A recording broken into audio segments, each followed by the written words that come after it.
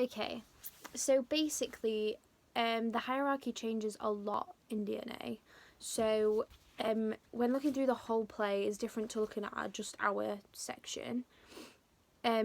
We've got the whole idea of like Phil seeming like he's the lowest of the statuses, but he actually ends up being at the top. It's like he's like the quiet guy in the background because he doesn't say anything, but that almost gives him more like ability to be the one who then takes over all the power. So in the end, I would say he's the highest status, but you always want the cast to know that he's this highest status so that they respect him, especially in our section, and so that in particular for Romario, who was going to play Phil, that he knows himself, that he needs to position himself so that he has the internal workings, that the mindset that he is higher than everybody else and he can boss them around.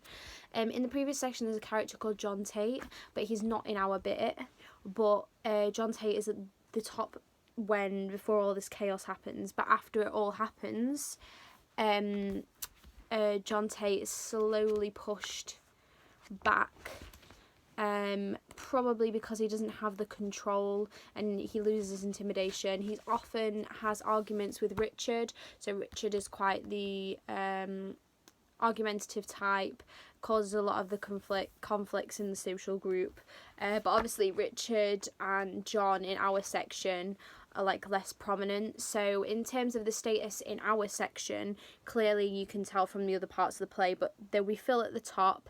Probably Richard is more towards the bottom now, because like obviously he's not taken as seriously. John's out of the picture, and then you've got the mid sort of range.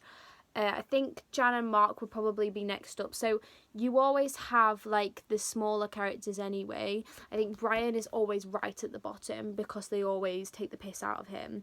I think it's a jump between Brian and Adam being the top, between the two bottom ones. They'll have a distinguished, like the two actors will be able to compare and contrast because they'll be the lowest, and they'll be able to be like, yeah, have an understanding for each other's position. So in terms of that, you've got like when Adam starts doing his monologue, perhaps they start taking him a bit more seriously or a bit more worried about him, and Brian's just the whiny one. So I feel like in our section there's more importance on Adam because it's all centered around him and they probably care more about him. So Brian is probably right at the bottom as the annoyance and the scapegoat. Then it's Adam. Then I reckon probably Phil, but I feel like we need to look more into depth about where Phil actually lies in terms of like, because he's not really there much. I think we need to reread the play and look at like more, no, not Phil, sorry, Richard. Look more on Richard and where he stands, because he definitely loses a lot of power in the social group. Next is Lou.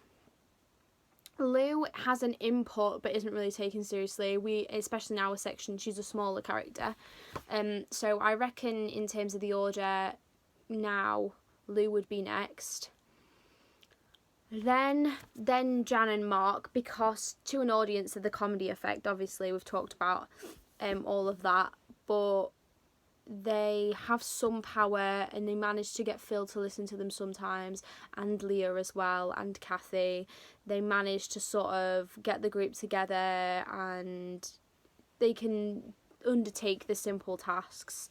They're not obviously disrespected, but they're probably not like the most desirable person in the social group. Then I reckon it's probably a mix-up between Leah and Kathy.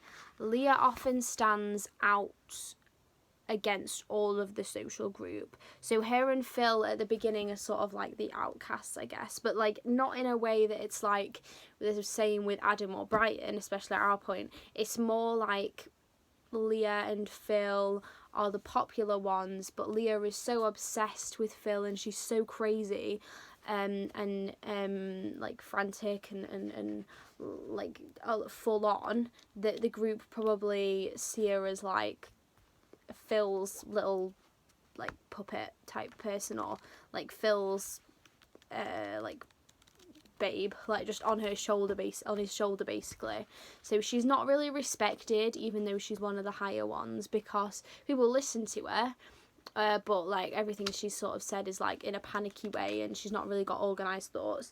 So I reckon in terms of the hierarchy, she and Kathy, especially because Kathy's the one who kills him in the end, and she and Phil get closer in the end, and Leah walks out.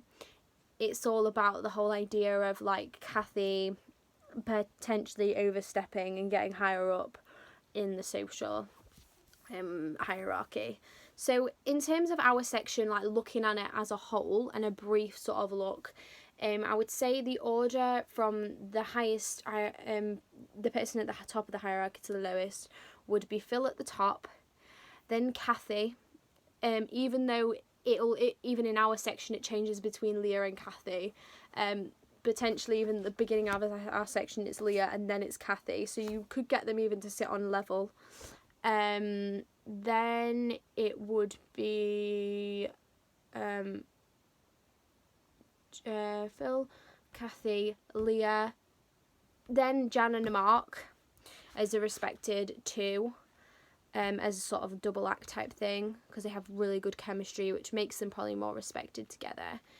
Then you've got Richard and Lou, potentially. You could put them sort of similar, but Richard is one we have to look at more, especially considering that Richard only has the last monologue, so it's the only time where we really get to see him being the way he is.